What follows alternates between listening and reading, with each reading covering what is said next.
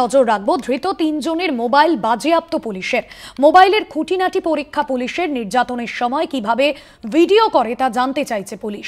কে video করে, কার ফোনে তা করা হয়েছে, এই সমস্ত বিষয় খতিয়ে দেখা হচ্ছে। ইতিমধ্যেই গোটা ঘটনায় গতকাল আমরা দেখেছি তিনজনকে গ্রেফতার করা হয়েছিল এবং আজ এক নিরাপত্তা রক্ষীকে গ্রেফতার করা হয়েছে এবং তাকে ম্যারাথন জিজ্ঞাসাবাদের পর গ্রেফতার করেছে পুলিশ। অন্যদিকে কিভাবে এই ভিডিও করা হয়েছে, ধৃত তিনজনের মোবাইল ইতিমধ্যেই পুলিশের তরফে বাজেয়াপ্ত করা হয়েছে। মোবাইলের খুঁটিনাটি পরীক্ষা পুলিশের।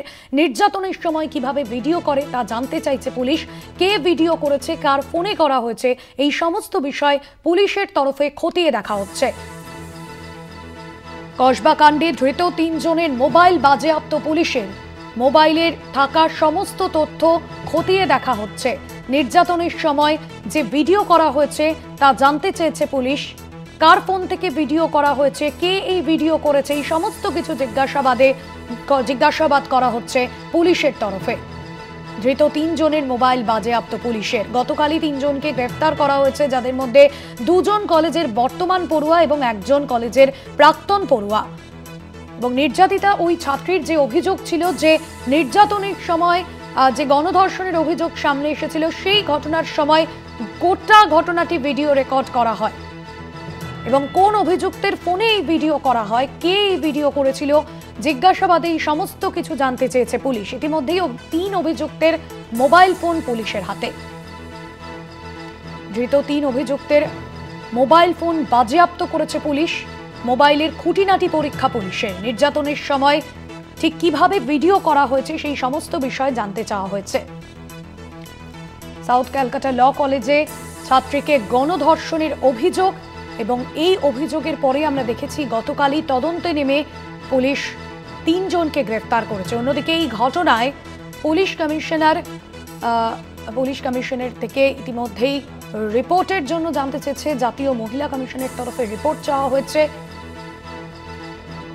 অরিত্র ঘোষ রয়েছেন আমাদের প্রতিনিধি ফোন লাইনে। অরিত্র, ইতিমধ্যেই তিনজনের মোবাইল বাজেয়াপ্ত করেছে পুলিশ। পুলিশের হাতে তিনজনের মোবাইল ফোন, কি জানা যাচ্ছে? এই মোবাইল ফোন খতিয়ে দেখে কি তথ্য পাচ্ছে পুলিশ? সাথের সমস্ত মোবাইল ফোন, তিনজনের মোবাইল ফোন ইতিমধ্যে বাজেয়াপ্ত করা হয়েছে এবং যেটা পুলিশ সূত্রে খবর পাওয়া যাচ্ছে যে এই তিনজনের মোবাইল ফোনকে বিশেষভাবে পরীক্ষা করা হবে। খুঁটিনাটি তথ্য এই মোবাইল ফোন থেকে সংগ্রহ করবেন পুলিশ আধিকারিকেরা। কেন এই মোবাইল ফোন অত্যন্ত গুরুত্বপূর্ণ হচ্ছে এই ঘটনার তদন্তের ক্ষেত্রে? দেখো, এই নির্যাতনের যে বয়ান, সেই বয়ানে তিনি স্পষ্ট উল্লেখ করেছিলেন যে তার এই নির্যাতনের সময়কার বেশ কিছু ভিডিও দেখিয়ে তাকে ব্ল্যাকমেল করা হয়েছিল, তাকে হুমকি দেওয়া হয়েছিল। যে ঘটনা তার সাথে ঘটছে সেই ঘটনা যেন কোনোভাবে বাইরে না জানানো হয়, তাহলে এই সমস্ত ভিডিও ছড়িয়ে দেওয়া হতে পারে, এমনটা কিন্তু তিনি উল্লেখ করেছিলেন। পুলিশের নজরে এই তিনটি মোবাইল ফোন, তার কারণ যে সময় এই নির্যাতনটাকে নির্যাতন করা হচ্ছিল সেই সময় কিভাবে ভিডিও তোলা হয়েছিল, আরো কি কেউ তার আশেপাশে ছিল, কে ভিডিও তুলেছিল, কার মোবাইল ফোনে ভিডিও তুলেছিল, সেই বিষয়গুলি কিন্তু গোয়েন্দারা জানার চেষ্টা করছেন। একই সাথে এই যে ভিডিও দেখানো হয়েছিল তরুণীকে, সেই ভিডিও অন্য কোথাও সার্কুলেট করা হয়েছিল কিনা বা কারোর কাছে সরিয়ে দেওয়া হয়েছিল কিনা, সেই বিষয়গুলি জানার চেষ্টা করছেন পুলিশের গোয়েন্দারা। ইতিমধ্যে দেখো, সিসিটিভি ক্যামেরায় নজর দিচ্ছে পুলিশ। তার কারণ যে দুটি সিসি ক্যামেরা রয়েছে এই ল কলেজের মেইন গেট এবং দ্বিতীয় গেটে, সেই সিসি ক্যামেরাগুলির একটা এরিয়ার মধ্যে পড়ছে কিন্তু সেই ইউনিয়ন রুম এবং আরেকটি সিসি ক্যামেরা এরিয়াতে পড়ছে গার্ড রুম ও ওয়াশরুম। সব মিলিয়ে বেশ কয়েকটি বিষয়ের উপর পুলিশ কর্তারা নজর দিতে চাইছেন এই তদন্তের ক্ষেত্রে। যার মধ্যে উল্লেখযোগ্য এই সিসি ক্যামেরার ফুটেজ, দ্বিতীয়ত সার্কামস্ট্যান্সিয়াল এভিডেন্সেস এবং তৃতীয়ত ওই ঘটনার সময় এই তিনজন ছাড়াও আর কেউ উপস্থিত ছিল কিনা সেই বিষয়গুলি জানার চেষ্টা করছেন। এবং চতুর্থত এই যে তিনটি মোবাইল ফোন বাজেয়াপ্ত করা হয়েছে সেই মোবাইল ফোনগুলোকে পরীক্ষা করতে চাইছে তদন্তকারীরা। একদমই ধন্যবাদ জানাবো অরিত্র।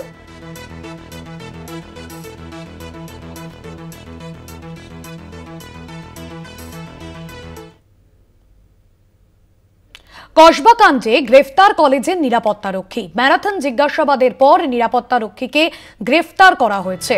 ম্যারাথন জিজ্ঞাসাবাদের পর গ্রেফতার নিরাপত্তারক্ষী। কসবা কাণ্ডে গ্রেফতার কলেজের নিরাপত্তারক্ষী। জিজ্ঞাসাবাদ করা হয়েছে তাকে এবং জিজ্ঞাসাবাদের পরেই গ্রেফতার করা হয়েছে কলেজের নিরাপত্তারক্ষীকে।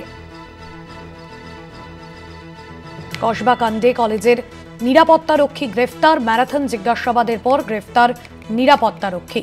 রিয়া মাঝি রয়েছেন আমাদের প্রতিনিধি ফোন লাইনে। রিয়া, কি জানা যাচ্ছে বিষয়?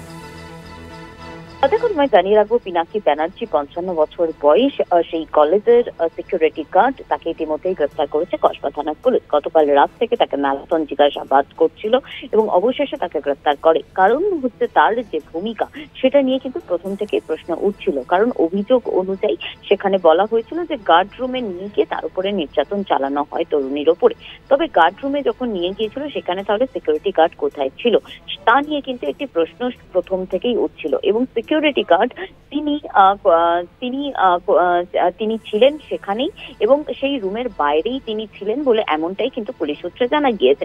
তবে সিকিউরিটি গার্ড তিনি বাইরে থাকা সত্ত্বেও যেই সময় একটা লাগাতার সময় প্রায় 7টা থেকে 10:30 অবধি যখন এই নির্যাতন চলছিল ভিতরে, সেই সময় কেন এই সিকিউরিটি গার্ড কোনো ইনিশিয়েটিভ নেয়নি, কেনই বা আটকায়নি মনোজিৎ সহ আরো যে দুজন যারা গার্ড দিচ্ছিল বাইরে, তাদেরকে কেন আটকানো হয়নি এই 3 জন অভিযুক্তকে?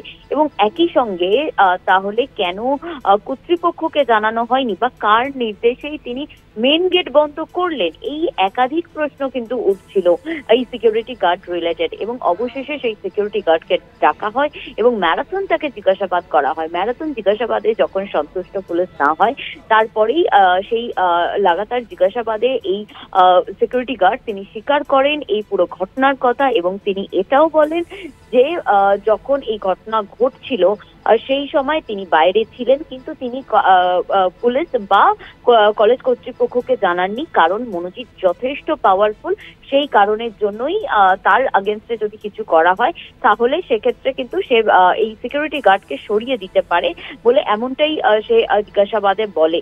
এবং সেই কারণের জন্যই তিনি কোনো রকম ইনিশিয়েটিভ নেয়নি, সব জেনেও তিনি কার্যত নীরব দর্শক হয়েছিল বলে এমনটাই কিন্তু সেই জিজ্ঞাসাবাদে উঠে আসে। এবং তারপরেই এই পিনাকি ব্যানার্জি 55 বছরের এই সিকিউরিটি গার্ড তাকে গ্রেফতার করে কসবা থানার পুলিশ। সঙ্গে থাকুরিয়া।